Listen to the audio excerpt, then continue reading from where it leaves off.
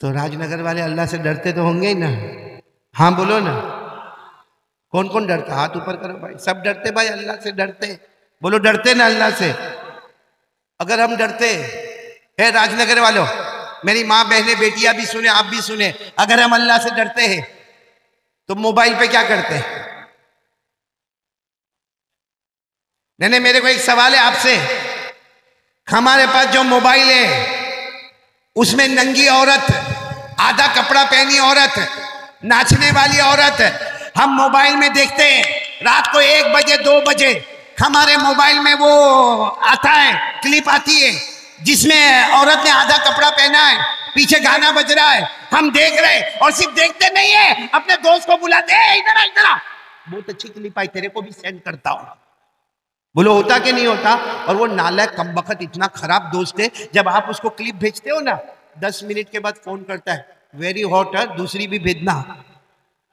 नहीं, मैं आपसे पूछना चाहता हूं, ये मोबाइल पे जो हो रहा है, जो हमारे जवान बेटे कर रहे हैं, हमारी जवान बेटियां कर रही है, हमारी मां बहनें कर रही है, ये अल्लाह का डर है?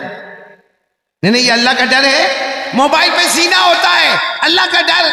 मोबाइल पे चोरी होती है, अल्लाह का डर। मोबाइल पे सूद का कारोबार होता है, रियाज का कारोबार होता है, इंटरेस्ट का कारोबार होता है, ये अल्लाह का डर है। मोबाइल पे झूठ बोलता है, मोबाइल में चुगली होती है, मोबाइल में ब्लैकमेल होता है, मोबाइल में गेम खेलता है, मोबाइल में एपिसोड पर एपिसोड देखता है, अरे मोबाइल में पबजी खेलता है, अरे मोबाइल की वजह से माँ बाप को धक्का मारता है, और इसी मोबाइल की वजह से हमारे घर में तलाक होती है। ए राजनगर वालों, ये जो हम इतने बिजी है मोबाइल पर, ये अल्लाह का डर? जिसके साथ आदमी मोहब्बत करेगा कयामत में उसी के साथ होगा। हमारे सारे जवानों को मोहब्बत, मोबाइल, जीना, चोरी, चुगली, गंदे गंदे गेम खेलना, गंदी गंदी फिल्म देखना, गंदे गंदे एपिसोड देखना, और फिर उस एपिसोड के ऊपर अमल भी करना। मैं सही कह रहा हूं गलत कह रहा हूं मेरे प्यारों? आप बुरा नहीं मानना, राजनगर वालों बिल्कुल बुरा नहीं मानना, लेकिन मैं कारी अहमद अली आज एक आपको बात कह रहा हूं, बहुत पते की बात कह रहा हूं। नहीं, मेरे अंदर हिम्मत नहीं हो रही, आप हिम्मत दो, बोलूं मैं बात। एक बहुत बड़े हदीस के इमाम गुजरे हैं, आप सिर्फ नाम याद रखना, हजरत फुजैल बिन अयाज। बोलो हजरत, आप फुजैल याद रखो, फुजैल बोलो, क्या नाम? हजरत फुजैल, बहुत बड़े हदीस के इमाम। जब वो हदीस पढ़ाते थे तो पूरा मजमा सामने होता था।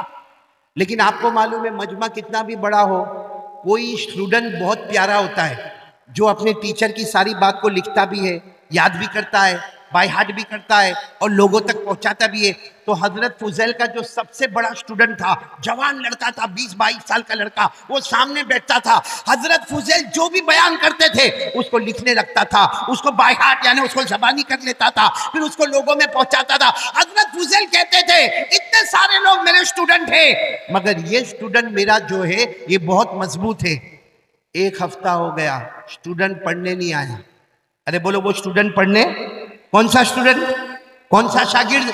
जो बहुत अच्छा था, जिसके ऊपर भरोसा था, जिसके ऊपर एतमाद था, बोलो वो पढ़ने के लिए नहीं आया। तो 1 हफ्ते के बाद वो उस्ताद जो थे ना हजरत फुजैल, उन्होंने पूछा, भाई ये बच्चा क्यों नहीं आता, 20-22 साल का जवान, हालांकि वो मेरा सबसे ब्रिलियंट स्टूडेंट था, मेरा सबसे रोशन स्टूडेंट था, वो पढ़ने के लिए क्यों नहीं आता?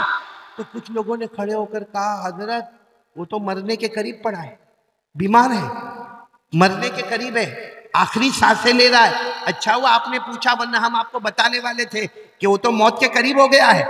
तो हजरत फुजैल जितना मजमा था, रोते रोते का, चलो सब चलो, मेरे शागिर्द के घर पे चलो, मेरे स्टूडेंट के घर पे चलो। अच्छा, सब लोग उसके घर पे जमा हो गए। घर तो छोटा था, पूरा घर का कमरा भर गया, बाहर पब्लिक जमा हो गई।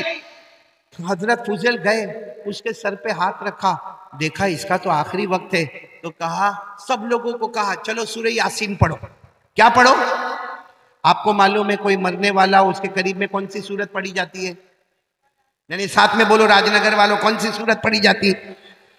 क्यों सूरह यासीन पढ़ी जाती है? क्योंकि सूरह यासीन रूह है, कुरान की रूह। बोलो कौन सी सूरत है? सूरह और इस वक्त जो बीमार है उसकी भी रूह पे हमला हो रहा है, और सूरह यासीन भी रूह है, रूह को रूह के साथ मुनासबत है।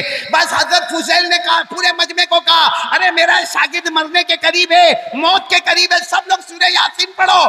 अच्छा, सबने सूरह यासीन पढ़ना शुरू किया। वो जो स्टूडेंट था ना, वो कहता है, ए मेरे उस्ताद मत पढ़ाओ, सूरह यासीन मत पढ़ाओ, मेरे को कुछ भी काम नहीं देगा, सूरह यासीन से मेरे को कोई फायदा होने वाला नहीं है। तो हजरत फुज़ैल सोचने लगे सूरह यासीन से तेरे को फायदा नहीं होगा। तो हजरत फुज़ैल ने कहा, एक काम करो, चलो सूरह यासीन मत पढ़ो, सब लोग जोर जोर से पढ़ो ला इलाहा इल्लल्लाह, ला इलाहा इल्लल्लाह, ला इलाहा इल्लल्लाह। क्योंकि कोई मौत के करीब हो ना तो ये भी सुन्नत है। हमारे नबी सल्लल्लाहु अलैहि वसल्लम ने फरमाया, लक़िनू मौताकुम ला इलाहा इल्लल्लाह। कोई मौत के करीब हो तो उसके करीब में ला इलाहा इल्लल्लाह पढ़ो, सूरह यासीन पढ़ो। तो हजरत फुज़ैल ने कहा, चलो सूरह यासीन मत पढ़ो, ये मना करता है, सब लोग पढ़ो ला इलाहा इल्लल्लाह, ला इलाहा इल्लल्लाह। तो वो शागिर्द क्या कहता है मालूम, ए उस्ताद, ओ मेरे उस्ताद, सूरह यासीन से भी मेरे को फायदा नहीं होगा, मैं पूरी दुनिया भी कयामत तक मेरे को कलमा पढ़ाएगी, मैं कलमा नहीं पढ़ूंगा, इसलिए कि थोड़ी देर पहले मेरे को बताया गया कि मेरा ईमान खत्म हो गया है, मेरा ईमान छीन लिया गया है, मेरे पास ईमान नहीं है, मेरा ईमान सल्ब हो गया, मेरा ईमान खत्म हो गया, मैं मुसलमान नहीं रहा। इतना कहा और उसकी आंखें बंद हो गई। बोलो आंखें। हजरत फुज़ैल इतना रोए कि आखिरी वक्त में बोल के गया कि मेरा ईमान खत्म हो गया, सूरह यासीन से भी फायदा नहीं होगा, ला इलाहा इल्लल्लाह से भी फायदा नहीं होगा। खैर, जो भी कफन दफन करना था वो कर लिया। हजरत फुज़ैल रोते रोते अपने घर में गए और रात को भी रोते रहे, अल्लाह क्या हो गया, अल्लाह अल्लाह वो मेरा स्टूडेंट था, अल्लाह मेरा शागिर्द था, अल्लाह अल्लाह वो बहुत बहुत हदीस लिखता था, वो कुरान की आयत लिखता था, क्यों अल्लाह ईमान क्यों छीन लिया। आपको मालूम है हजरत फुज़ैल सो गए, बोलो रात को सो गए, ख्वाब में उसको देखा, वही स्टूडेंट को देखा अपनी कब्र में तड़प रहा है, चारों तरफ से आग लगी है, चारों तरफ से जैसा कोयला और दामड़ जमा है, और चारों तरफ से सांप और बिच्छू हमला करते, अरे उसकी कब्र में आग लगी है, हड्डियों में मारा जा रहा है। तो हजरत फुज़ैल कहते, बेटा ये तो बता ये सब क्या हुआ, ये क्या हुआ, अब सुनना। क्या कहा उसने, उस बच्चे ने क्या कहा, मेरे उस्ताद मेरा ईमान गया, मैं ईमान वाला नहीं, मेरे को कब्र में कयामत तक मारते रहेंगे, मेरा ईमान नहीं ले। तो हजरत ने कहा, लेकिन तेरा ईमान गया कैसे। कहा, मेरी जिंदगी में 3 गुनाह थे। एक गुनाह, नंबर 1, मैं चुगली बहुत करता था, इधर की उधर, उधर की इधर, और फिर लड़ाई कराता था। ऐसा होता है, बहुत सारे लोगों के अंदर आदत होती है, इसकी बात उसको बोला, उसकी बात उसको बोला, इसकी बात उसको बोला, और उसमें 2-3 चीजें बढ़ाया, फिर बढ़ाया, और दोनों में झगड़ा हो गया, 2 खानदान में झगड़ा हो गया, मियाँ बीवी में झगड़ा हो गया, 2 भाइयों में झगड़ा हो गया।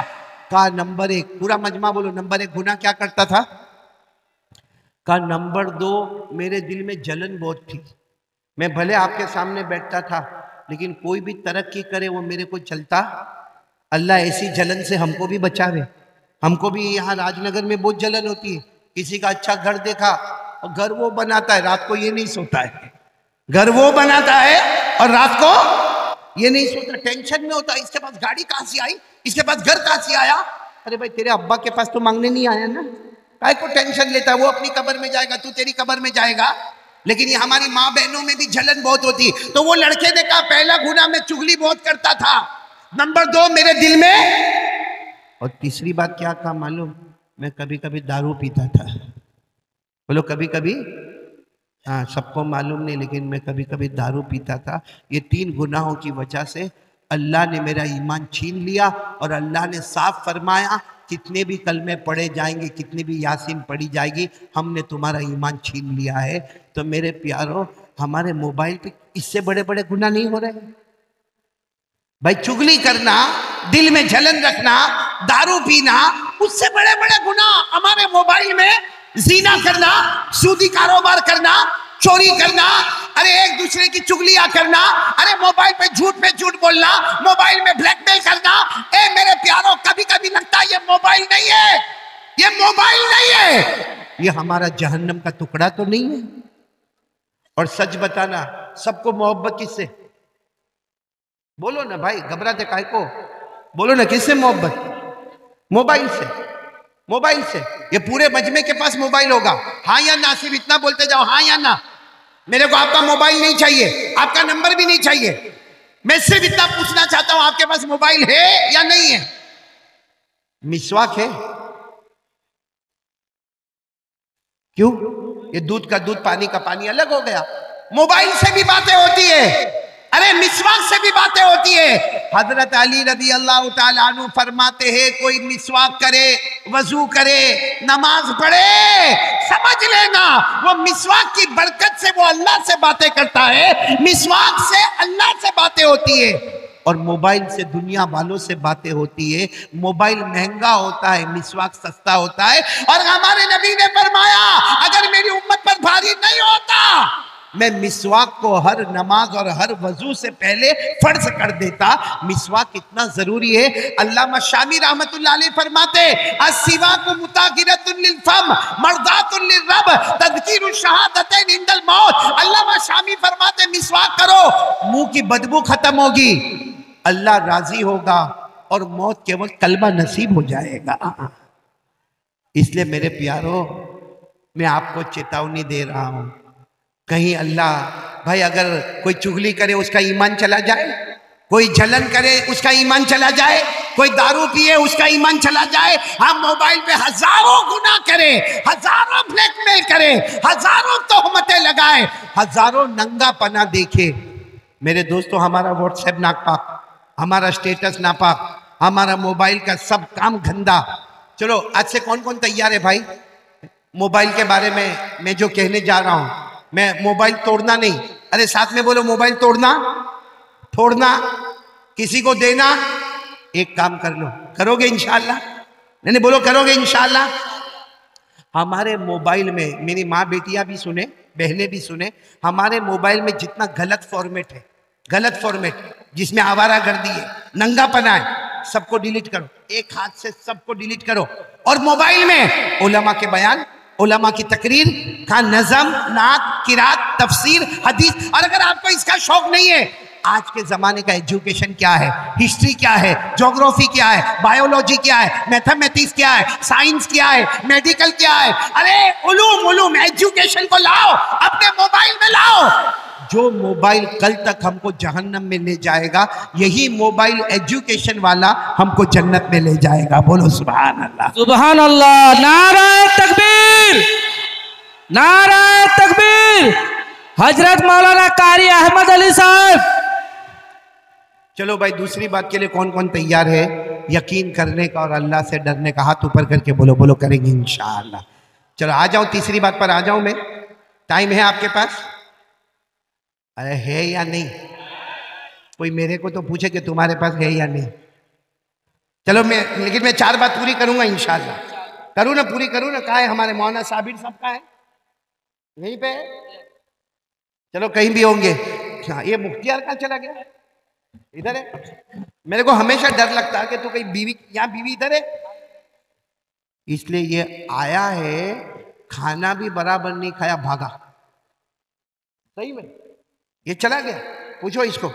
मैंने पूछा कहाँ गया? तो रिश्तेदार को मिलने गया। ऐसा नहीं बोलता कि बेटों की अम्मा को मिलने गया है। चलो भाई, 2 बात के लिए तैयार। तीसरी बात के लिए कौन कौन तैयार? हाथ ऊपर करे, सब लोग हाथ ऊपर करें इंशाअल्लाह। फिर तीसरी बात बहुत ही प्यारी बात है, 4 बातें करके जाएंगे। तीसरी बात पूरा मजमा बोले, मुस्तफा का दामन छोड़ेंगे। बहुत धीरे से बोले भाई आप लोग। 5 साल पहले राजनगर में मेहनत करवा के गया था, कुछ तो उसका फल दे दो भाई। 5 साल पहले दरख्त लगवाए थे। चलो साथ में बोलो, मुस्तफा का दामन। और बुलंद आवाज से, मुस्तफा का दामन, मुर्तजा का दामन है, मुजतबा का दामन है। और साथ में बोलो ना, हमारे नबी से बढ़कर। भाई ये रजब महीना, मेराज वाला महीना, पूरा मेराज का वाकया नहीं सुनाऊंगा, क्योंकि अगर मेराज का वाकया सुनाने गया, मैंने सूरत में एक मरतबा सुनाया था, 4.25 घंटे लगे थे। कितने? यहाँ टाइम नहीं है, मैं सिर्फ मेराज का एक वाकया सुनाऊंगा, लेकिन पूरा मजमा साथ में बोलेगा, हमारे नबी से बढ़कर कोई नबी। आवाज अभी भी नहीं आ रही है, हमारे नबी से बढ़कर कोई नबी नहीं।